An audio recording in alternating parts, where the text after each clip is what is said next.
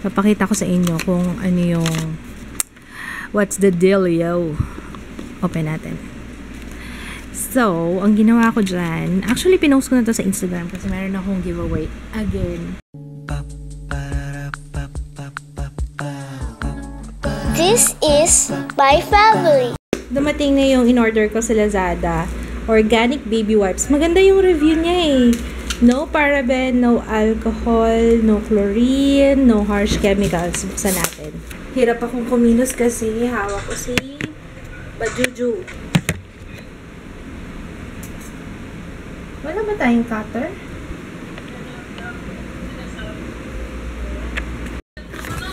Mahirap lumunok. Andito si Mommy. Hi, Mom! Mama, exposed naman eh. Oh. Hindi masyadong kita yung face mo. Si Mama talaga. Ayan sila ate, ayon nagpapakita. Kaya, sila, ate, okay lang naman daw pag naka-makeup sila. Pero pag hindi sila naka-makeup, anyway. Ayan. Yung organic baby. Ay, higo pala yung lalagyan nito. Wala siyang... Meron nung nabibili, no? Yung merong lalagyan. Or, pwede ko bang gamitin? Hindi eh. Mahirap gamitin yung isa. May nabibili bang ganon? Yung lalagyan lang ng wipes para hindi siya matuyo kagad. Yung nasasarado. Kasi kapag ganito, nawawala na yung adhesive. Nagaano na siya, hindi na siya nagsasara. Tapos natutuyo na yung wipes. Pero tingnan nga natin. Binili ko to sa Lazada. Tingnan ko kung okay siya. Tapos I will let you know. Pag okay siya, I will let you know. Tapos, ay, mabango ng konti. Konti lang. Meron siyang konting scent. Okay ah. Para siyang, iba yung texture niya. Hindi siya maligas-gas. Para siyang cotton pad na manipis. Okay po ah. Alam niyo ba kung anong oras kami nagising? Alas 2 kami nagising. Kasi nga, natapos ako mag-edit, 6 o'clock na. Tapos, sabi ko, habang ganong oras naman gising pa ako, inasikaso ko na si Jaya para meron siyang baon. Hindi, actually si Kits ang nag-aasikaso. Kaso kanina sinabi ko kay Kits, ako na lang kasi malilate na siya. Si Kits lagi nag-aasikaso dun kay Jaya sa ipapasok ko eh. Hindi na ako ginigising pag tulog ako or kapag busy ako nag-edit, siya na lang nag-aasikaso kay Jaya. Ayun. Pero ano naman kasi, buti na nga lang, malaki na si Jaya. Kaya hindi na siya ganun ka-dependent sa amin. Yung kung saan na siyang gumigising sa morning, hindi ko na siya ginigising. Kasi nag-a-alarm na siya kasi may phone na siya, diba? So, sariling alarm niya, siya na nagpe-prepare ng gamit niya, ng damit niya. Yung food na lang talaga, kasi gusto ko talaga nagbe-breakfast siya sa morning. Yung food niya, kailangan meron. Kailangan nakapagsaing kasi nagbabaon siya ng rice, tsaka ulam. Yung kanina nakapagluto ako. And then, ayun, kaya nagising kami, alas 2 ng hapon. Ito, ang tagal ng tulog. Natulog siya from 11 p.m. last night. Tapos nagising siya alas 2, ilang oras yun. Ginising niya, siya lang din. Ayaw ko pa nga sanang bumangon, pero siya lang nang gising sa akin. Diba, no? Ngayon, inaantok na naman siya. Nagpapalaki yata ng husto. I'm not sure kung naisama ko to sa vlog kahapon. Itong ultimate face of challenge. Papakita ko sa inyo kung ano yung what's the deal, yo. Open natin. So, ang ginawa ko dyan, actually pinost ko na to sa Instagram kasi meron akong giveaway again. Yung Maybelline kasi sobrang galante nila. Syempre, okay din yun para sa inyo. So, ayan, balik tayo dito. Ito yung brand X, brand Y, brand Z. And I can smell Sansan. Joke lang. Hindi, promise na amoy ko talaga Sansan. Pero anyway, ito, papakita ko sa inyo ko ano ba yung ginawa kong test. Okay? Bakit parang hindi ko masyadong spray? Okay. Of all the powders na nandito. Ang pinakamaganda yung absorption ng water.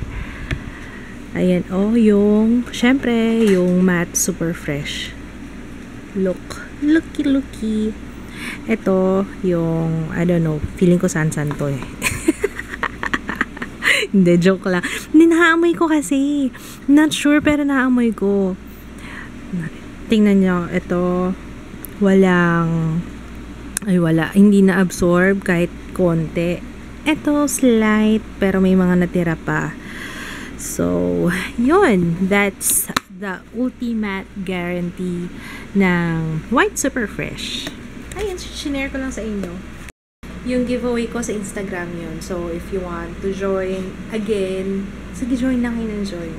I think, magiging monthly monthly na yung magiging giveaway ko sa Maybelline. Kaya, hindi kayo mauubusan. Don't worry, laging merong giveaway from Instagram, it's mostly Instagram yata eh.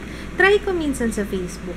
Kasi sa Maybelline, mas madali kasi i-monitor yung giveaway sa Instagram. Ano nangyari sa'yo, ate? Tapos na ako. Kaka-practice mo yata yun, ano? No. Kaka-practice mo? No. Yung sa program nyo. Si Utoy din, di ba nung nakaraan, siya naman yung paos. Sorry guys, di ako masyado nag-vlog ngayon kasi may tinatapos akong video. Kailangan ko siyang i-post by Sunday yata. Sunday nga yata o Monday. I can't remember. Basta kailangan matapos ko siya. Hello ate. Kain na tayo? Ba yan? Kumain ko lang ng tinola. Tapos may adobo kayo. Hindi mo ba nakakita na nagluluto si Papa? Hindi, after kumain, nagluluto na siya. Hindi sinabi sa'yo? Pinaubos mo na yung tinola. Kasi hanggang bukas mo kakainin yung adobo, kaya masasawa. Yan, sarap yan na. Ano flavor yan? Plain. Potato chips classic na plain. Ang sarap. Come here! Ang layo mo na. Umaatras ka na naman dyan. Come here! Nakakatawa na. Ang laki na ng anak natin, Papa. No? Oh, laking makulit na. Oh. Si Jaya ba nag-walker? Hindi ko maalala kung nag-walker si Jaya. Parang may walker nga siya, yellow. Naalala mo yun? Ikaw naalala mo yung walker mo? Talaga? Hello? Come here. Come here kay mama. Ha? May kotse ka pa. O, kaya hindi ka marunong mag-bike kasi electric car yung pinabili mo. Hindi ka tuloy mo natutong mag-bike. Come here. Nag-poop siya, Papa. Kanina umiiri siya. Try mo to. Okay siya, mabango. Hindi ganun kabango, pero meron siyang scent na at least ano ko ng ano. Kasi yung isang ginagamit namin, yung sensitive. What do you call that? Yung wala siyang amoy. Kaya parang hindi yung amoy ng pupulingring. Kaya yan. Anyway, buti na lang ngayon hindi kami natuloy. Alis dapat kami. Punta kami dun sa ate ko. Kasama sila mommy. Buti na lang bukas na lang daw. Ewan ko kung may lakad pa yata sila mother. Ay, sila daddy. Si mommy kaya pala siya na ospital. Kasi pinatanggal niya yung kanyang tonsils. Reason kung bakit niya pinatanggal kasi sobrang na siya, naiirita na siya sa tonsils. Laging masakit yung tonsils na yun ang kanyang problema. Eh, yun naman ang ano bang tawag doon? Isa sa mga dahilan kaya nire-recommend ng doktor na patanggal kapag recurrent yung kanyang tonsillitis. Yun, pareho kami ni mama. Buti nga ngayon hindi masyado sumasakit yung lalamunan ko. Mula nung nagbuntis yata ako kay June. Pero madalas before, sumasakit yung aking lalamunan. Feeling ko nagmana ako kay mommy. Tapos yung merong mga butas-butas yung tonsils, tapos nastakan ng pagkain, tapos ayun nga, masyokok. Ayan. Ay, may patatas. Sarap ba yan? Sarap ba yan? Halika, kain na tayo. Okay ang bracelet mo ah. Ikaw tinitingnan pa ako eh. No. Balagain mo. Balagain mo.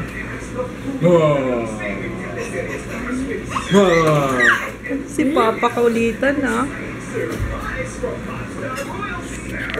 Si Papa gusto ko kulitan ha.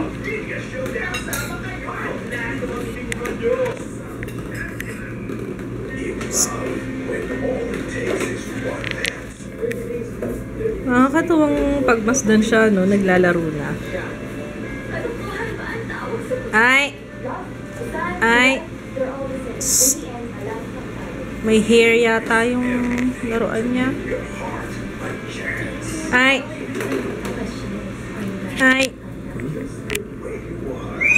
Sus, Maria Joseph, tili-tili na. Parang si Jaya lang dati, oh. No? Tumitili-tili na.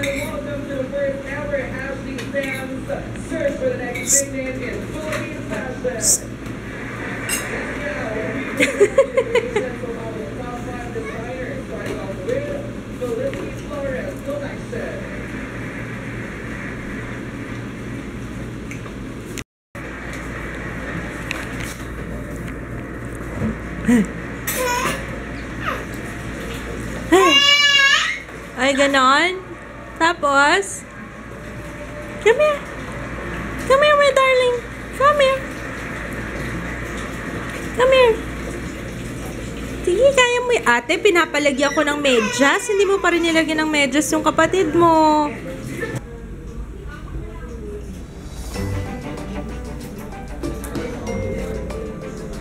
Surf level. Very good. Dito ako CBC kami alas 2. Sige, siya. Ikot ko na lang mamaya. Sorry. Wala naman, di ba? Sayo. Wala eh. Takot na takot ka lang eh. Nagutom na